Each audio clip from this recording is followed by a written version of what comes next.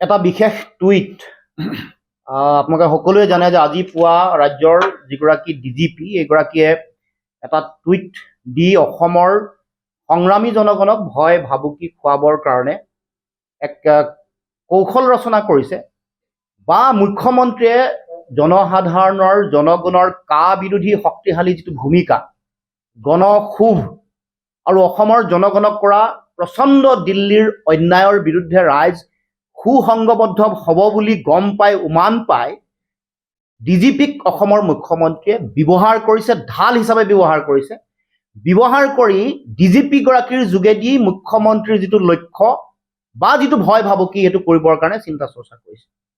গতিকে এই যিটো টুইট, এই টুইটৰ লগত মুখ্যমন্ত্ৰীৰ যিটো অসমৰ সংগ্ৰামী মানুহক ভয় ভাবুকি খোৱাৰ যিটো কথা এইটো জড়িত হৈ আছে। টুইটটোত কৈছে যে যদিহে অসম বন্ধ দিয়ে তেতিয়াহ'লে অসমৰ GSDPৰ ১,৬৪৩ কোটি টকা বোলে ক্ষতিপূৰণ ভৰিব লাগিব। ডিজিপি গৰাকীক ক'ব খুজিছোঁ যে আপুনি পাব্লিক ছাৰ্ভেণ্টহে, আপুনি বিজেপিৰ ৰাজনৈতিক এজেণ্ডা ফুলফিল কৰা এজেণ্ট বা ঢাল হিচাপে ব্যৱহাৰ নহ'ব। স্পষ্টকৈ সকীয়াই দিব খুজিছোঁ আপুনি যাতে সীমাৰেখা অতিক্ৰম নকৰে। ডিজিপি গৰাকীৰ প্ৰতি আমাৰ স্পষ্ট বাৰ্তা, নিজৰ সীমাৰেখা ৰক্ষা কৰি কথা বতৰা ক'ব, ৰাজহুৱা বক্তব্য ৰাখিব। তাৰ উপৰি এই কথা ক'ব খুজিছোঁ যে দেশত আইন আছে, আইনৰ শাসন চলে, ৰুল অফ ল। গতিকে আইন ভংগ হ'লে শাস্তি কেনেকৈ হ'ব লাগে, কি হ'ব কি নহ'ব সেই সম্পৰ্কত আইনীভাৱে গোটেই কথাটো কোৱা হয়। গতিকে গোটেই বিষয়টো আৰম্ভ নোহোৱাৰ আগতে আইনৰ আদালতৰ কথা দোহাই দি জনতাক ভয় ভাবুকি খুৱাব এইটো গ্ৰহণীয় নহয়। এতিয়া আমি ডিজিপি গৰাকীক প্ৰত্যাহ্বান জনাব খুজিছোঁ। কিছুদিনৰ আগতে হাফ হলিডে দিয়া হৈছিল, তাৰ কাৰণে ক্ষতি হোৱা 8,821.5 কোটি টকা সংগ্ৰহ কৰক বিজেপিৰ পৰা। এইটো বিজেপিৰ ৰাজনৈতিক এজেণ্ডা ফুলফিল কৰিবৰ কাৰণে বন্ধ দিছিল, হাফ হলিডে দিছিল নহয়। 821.5 কোটি টকা সংগ্ৰহ কৰি ডিজিপি গৰাকীয়ে সাহস দেখুৱাওক। আৰু তেওঁ হয়তো নাজানে, তেওঁ মুখ্যমন্ত্ৰীৰ নিৰ্দেশ পালন কৰি তেওঁ ঢাল হিচাপে অন্ধভক্ত হৈ নিজৰ নাম বঢ়াবৰ কাৰণে আজি এই টুইট কৰিছে। তেওঁ গম নাপায় যে 2012 চনৰ 20 ছেপ্টেম্বৰত বিজেপিয়ে ভাৰত বন্ধ দিছিল। তেওঁ হয়তো গম নাপায় যে 2010 চনৰ 5 জুলাইত NDA ভাৰত বন্ধ দিছিল মূল্যবৃদ্ধিৰ বিৰুদ্ধে। আৰু এটা দিনৰ আগত 27 ফেব্ৰুৱাৰী 2024 দিল্লী বন্ধ বিজেপিয়ে ঘোষণা কৰিছে। গতিকে এইবোৰ সম্পৰ্কত ডিজিপিৰ স্থিতি কি হ'ব, এইবোৰত তেওঁ কি ভূমিকা পালন কৰিব? তাৰ লগে লগে 2002 চনৰ 31 অক্টোবৰ তাৰিখে বিজেপিয়ে দিয়া অসম বন্ধত সফল হোৱাৰ কাৰণে সেই সময়ত তেওঁলোকৰ কেন্দ্ৰীয় যিগৰাকী সাধাৰণ সম্পাদক মুক্তাৰ আব্বাছ নাকভিয়ে তেওঁলোকৰ ৱেবছাইটত অসমৰ জনসাধাৰণক ধন্যবাদ দিয়া আজিও পাব। গতিকে এয়া হ'ল পৰিক্ৰমা। তাৰ উপৰিও অসমৰ জনসাধাৰণে 2018 চনত যেতিয়া অসমত বিভিন্ন দল সংগঠনে কাৰ বিৰুদ্ধে তেওঁলোকে বন্ধ ঘোষণা কৰিছিল, তেওঁলোকৰ সহযোগী বিজেপিৰ সহযোগী দল অসম গণ পৰিষদে ইয়াৰ সমৰ্থন দিছিল। সমৰ্থন দিয়াৰ বাবদ 821.50 কোটি টকা অসম গণ পৰিষদৰ পৰা অসমৰ ডিজিপিয়ে সংগ্ৰহ কৰিলে নে নাই কৰা এইটো প্ৰশ্নৰ উত্তৰ বিচাৰিছোঁ। আৰু সেই সময়ত সদৌ অসম ছাত্ৰ সন্থা, ময়ো সাধাৰণ সম্পাদক আছিলোঁ, আমি ঘোষণা কৰা বিভিন্ন সময়ত বন্ধ সেই সময়ত বিজেপিয়ে সমৰ্থন কৰিছিল। সমৰ্থন দিয়াৰ বাবদ দিব লগা 1/3 হ'ব, 1/5 হ'ব বা 7 ভাগৰ 1 ভাগ হ'ব। অসমৰ GDPৰ 1,643 কোটি টকাৰ 1/5 যিমান হ'ব সেইবোৰ বিজেপিৰ পৰা সেই সময়ত সংগ্ৰহ কৰিছে নাই কৰা? অসমৰ যিগৰাকী ডিজিপি তেওঁক প্ৰশ্ন কৰিব খুজিছোঁ। এইবোৰ প্ৰথম সংগ্ৰহ কৰি লওক। অসমৰ জনগণক যি সময়ত কা আইনখন জাপি দি লাখ লাখ বিদেশীৰ বোজা অসমক জাপি দিব খোজা হৈছে, দিল্লীয়ে অন্যায় কৰিছে, অসমৰ জনসাধাৰণে আন্দোলন কৰিলে, সংগ্ৰাম কৰিলে, অসমৰ মানুহৰ বিৰুদ্ধে ভয় ভাবুকি দিব, তেওঁলোকক টকা পইচাৰ এটা জৰিমনা জাপি দিবলৈ উঠি পৰি লাগিব। অন্যায় কৰা হৈছে অসমৰ মাটি ভেটি, ভাষা, কৃষ্টি, সংস্কৃতি, ৰাজনৈতিক অধিকাৰৰ ভৱিষ্যত, অসমৰ সামাজিক অসমৰ অৰ্থনৈতিক ভৱিষ্যত ধ্বংস কৰি দিয়া এখন আইন জাপি দিছে। অসমৰ ৰাইজে মাত নামাতিব নেকি?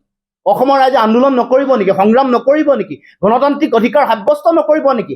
য'ত অসমক অন্যায় কৰা হৈছে সেই অন্যায়ৰ বিৰুদ্ধে মাত মাতি কৰিব খোজা সংগ্ৰামখন বন্ধুকৰ ভয় ভাবুকি খুৱাই, অৰ্থনৈতিক জৰিমনা দিয়াৰ ভয় ভাবুকি খুৱাই, তাকো মুখ্যমন্ত্ৰীৰ ঢাল হৈ এনেকুৱা ধৰণৰ কথা বতৰা নক'ব। আমি সীমাৰেখা মনত ৰাখি বক্তব্য ৰাখিবৰ কাৰণে ডিজিপি গৰাকীক আমি আহ্বান জনাইছোঁ। গতিকে মুখ্যমন্ত্ৰীৰ বিজেপিৰ এজেণ্ট আৰু ঢাল হৈ কথা বতৰা নক'ব, কাম কাজ নকৰিব। এয়া আমাৰ আহ্বান ডিজিপি গৰাকী। নিজৰ মৰ্যাদা, নিজৰ দায়িত্ব ৰক্ষা কৰি যাতে কথা বতৰা কয়। আমি অসমৰ সমাজ জীৱন আমাৰ ভৱিষ্যত অন্ধকাৰ দিশলৈ গতি কৰিব। 10 লাখ, 20 লাখ, 5 লাখ যিমান নহওক, লাগিলে যিমানেই হওক, আমাৰ মাটি ভেটি তেওঁলোকক দিব লাগিব নাগৰিকত্ব দিয়াৰ পিছত। য'ত অসমৰ মানুহ, খিলঞ্জীয়া অসমীয়া ভূমিপুত্ৰ মানুহ 8 লাখ বানপানী গৰাখহনীয়া প্ৰাকৃতিক দুৰ্যোগৰ ফলত ভূমিহীন হৈ জীয়াই থাকিব লগা হৈছে। আজিও হৰিশংকৰ ব্ৰহ্মৰ প্ৰতিবেদনত 8 লাখ মানুহ, 8 লাখ পৰিয়াল গৃহহীন হৈ জীয়াই আছে। বিধানসভাৰ মজিয়াত যোগেন মোহনে দিয়া তথ্যত দুবাৰ দিছে 5 লাখৰ পৰা 6 লাখ মানুহ ভূমিহীন হৈ থকাৰ তথ্য ইতিমধ্যে বিধানসভাৰ মজিয়াত আছে। তাৰ পাছতো এই আইনখনৰ বিৰোধিতাৰ যুক্তিযুক্ত দিল্লীত বিৰোধী ৰাজনৈতিক দলৰ আমাৰ যিখন ঐক্যবদ্ধ আমাৰ সভা, বিৰোধী ঐক্য মঞ্চৰ সভাত আমি ইতিমধ্যে এটা প্ৰস্তাৱত আমি কৈছোঁ যে অসমৰ এই জাতীয় সংকটৰ সময়ত যিখন আইন অসাংবিধানিক, সাম্প্ৰদায়িক লক্ষ্য আৰু উদ্দেশ্য লৈ দিয়া এখন আইন, যিখন আইনে অসমত বিদেশী নাগৰিকক আৰু যিহেতু 71লৈকে বিদেশী নাগৰিকৰ বোজা ভাৰতবৰ্ষ হৈ মানৱীয় দৃষ্টিভংগীৰে অসমৰ মানুহে ইতিমধ্যে গ্ৰহণ কৰিছে, আৰু বিদেশীৰ বোজা কোনো কাৰণতে গ্ৰহণ কৰিব নোৱাৰে। বিদেশীৰ বোজা জাপি দিয়াৰ ফলত অসম চুক্তিটো নাটচাট হ'বই। বিদেশীক নাগৰিকত্ব দিলে মাটি ভেটি দিব লাগিব, অসমৰ মানুহৰ মাটি ভেটি নাই।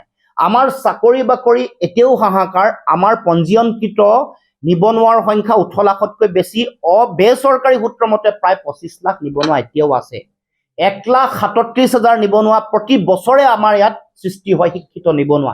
সেইসকলক চাকৰি বাকৰি দিব পৰা নাই, অথচ বিদেশীক এই অধিকাৰ কাঢ়ি লৈ যাব। আমাৰ ৰাজনৈতিক অধিকাৰ সংকটত পৰাৰ এতিয়া ক্ষণ আহিছে। গতিকে আমাক অসম চুক্তিৰ 6 নম্বৰ দফা কাৰ্যকৰী কৰি অসমক ৰাজনৈতিকভাৱে আমাক সংৰক্ষণ দিয়া নাই। তেনে এটা সময়ত, এই সংকটৰ সময়ত অসমৰ প্ৰতিটো জাতীয় জনগোষ্ঠীয় দল, সংগঠন, নাগৰিক সমাজ, বুদ্ধিজীৱী, সাংবাদিক বন্ধু, যিসকল সংবাদ গোষ্ঠীৰ সম্পাদক, কাৰ্যকৰী সম্পাদক আছে, বিভিন্ন অনুষ্ঠান, নাগৰিক মঞ্চ আছে, সকলোৱে, সাংস্কৃতিক কৰ্মী, সাংস্কৃতিক বিভিন্ন ব্যক্তি, সংগঠক, ক্ৰীড়া সংগঠক, সকলো ওলাই আহিব লাগে। শ্ৰমিক, কৃষক সকলোৱে একেলগে জাতিৰ সংকটৰ সময়ত এই আইনৰ বিৰুদ্ধে মাৰ বান্ধি থিয় হ'ব লাগে। বহুতে এই সংগ্ৰাম কৰি জাতিটোক ঠগিলে, বিশ্বাসঘাতকতা প্ৰতাৰণা কৰিলে। কাৰ বিৰোধিতা কৰা মানুহে এতিয়া কাৰ সমৰ্থকৰ যি সমৰ্থন কৰা দল সংগঠনত যুক্ত হৈছে, তাৰ মানে জাতিক বিশ্বাসঘাতকতা প্ৰতাৰণা কৰিছে। এইবোৰৰ হিচাপ নিকাচ সময়ে কৰিব, অসমৰ জনগণে কৰিব। কিন্তু সততা, নিষ্ঠা আৰু জাতীয় দায়বদ্ধতাৰে সংগ্ৰাম কৰা, কাম কৰা মানুহ অসমত এতিয়াও আছে। আৰু অসমৰ সৰ্বসাধাৰণ জনগণৰ মনত কা বিৰোধী যিটো শক্তিশালী স্থিতি আজিও শক্তিশালী ৰূপত আমি দেখিছোঁ, প্ৰকট হৈ আছে। আৰু ৰাইজে যুঁজিব, অন্যায়ৰ বিৰুদ্ধে মাত মাতিব, এইটো স্পষ্ট। সেইকাৰণে সকলোকে, কাৰণ জনতা যিহেতু জনাৰ্দন, তেওঁলোকে ওলাই আহিলে কোনো নেতাই কৰা বিশ্বাসঘাতকতা, প্ৰতাৰণা, আপোচ আৰু বিক্ৰী হোৱাৰ চিন্তাই গণসংগ্ৰাম কেতিয়াও বাধা দিব নোৱাৰে, স্থবিৰ কৰিব নোৱাৰে। কালিৰ পৰা আমাৰ স্থিতি স্পষ্ট কৰিছোঁ যে আমি সংগ্ৰাম অব্যাহত থাকিব। ৰাজপথৰ সংগ্ৰাম, ৰাজনৈতিক সংগ্ৰাম, তাৰ লগে লগে আমি এই সংগ্ৰামক এটা শক্তিশালী ৰূপ দিবৰ কাৰণে পৰৱৰ্তী দিনসমূহত নিৰ্বাচন সমাগত, নিৰ্বাচনৰ সময়ত ৰাইজক এই বিষয়টোক লৈ সজাগ সচেতন কৰিব লাগিব, কোনে অন্যায় কৰিছে। গতিকে ৰাইজৰ ভোট, জনতাৰ ভোট এই কাৰ বিৰুদ্ধে যাতে দিয়ে, তেওঁলোকৰ যিটো বিজেপিৰ যিটো অসমৰ মানুহক অন্যায় কৰাৰ যিটো চিন্তা, আমাৰ প্ৰতি তেওঁলোক কাৰণ এতিয়া সংখ্যাত তেওঁলোকে যিহেতু সংখ্যাগৰিষ্ঠ হৈ আছে, ক্ষমতাত বলীয়ান হৈ অসমৰ মানুহৰ ভৱিষ্যত, আমাৰ মাটি ভেটি, ভাষা, কৃষ্টি, সংস্কৃতিৰ প্ৰতি তেওঁলোক চিন্তিত নহয়। তেওঁলোকক কেৱল মাত্ৰ ভোট লাগে। সেইকাৰণে এই কাখনক ৰাজনৈতিক অস্ত্ৰ আৰু হাতিয়াৰ হিচাপে ব্যৱহাৰ কৰি ভাৰতবৰ্ষৰ প্ৰেক্ষাপটত যাতে তেওঁলোকে ধৰ্মীয় মেৰুকৰণ কৰিব পাৰে, মেৰুকৰণ কৰাৰ আন অস্ত্ৰ যিবোৰ আছে এইবোৰ ইতিমধ্যে প্ৰয়োগ কৰিছে বিভিন্ন ধৰণৰ সম্পৰীক্ষা হৈছে আপোনালোকে দেখিছে শেষ যিটো অস্ত্ৰ এইটো কাহ এইটোক বলবৎ কৰিবৰ কাৰণে তেওঁলোকে সেইকাৰণে উঠি পৰি লাগিছে গতিকে ৰাইজকো আমি ক'ব খোজো যে এই ক্ষেত্ৰত সকলোৱে সজাগ সচেতন হৈ থাকে আৰু আমিও আমাৰ সংগ্ৰাম অব্যাহত ৰাখিম ৰাইজৰ লগত সন্মুখত থাকি আমাৰ নেতৃত্ব আমি দিবলৈ আমি প্ৰয়াস কৰিম প্ৰচেষ্টা অসমৰ পটভূমি বেলেগ বিদেশী নাগৰিকৰ সমস্যাৰ পটভূমি তাকে নকৰি এতিয়া এই আইনখন জাপি দিয়াৰ সময়ত ৰাইজে আন্দোলনৰ কথা কোৱাৰ লগে লগে আজিও তিনিচুকীয়াত কৰায়ত্ব কৰিছে আন্দোলনকাৰী আজিও হাইলাকান্দিত আন্দোলনকাৰীক কৰায়ত্ব কৰিছে এনক গণতান্ত্ৰিক গণ আন্দোলনৰ সময়ত পুলিচে যাতে প্ৰশাসনে যাতে এনেকুৱা বাধা দিয়া কাম কাজ গণ আন্দোলন গণতান্ত্ৰিক এটা চিন্তা জাতীয় সংকটৰ বিষয়বোৰত যাতে বাধা দিবৰ কাৰণে তেওঁলোকে চেষ্টা নকৰে তাৰ কাৰণে আহ্বান জনাইছোঁ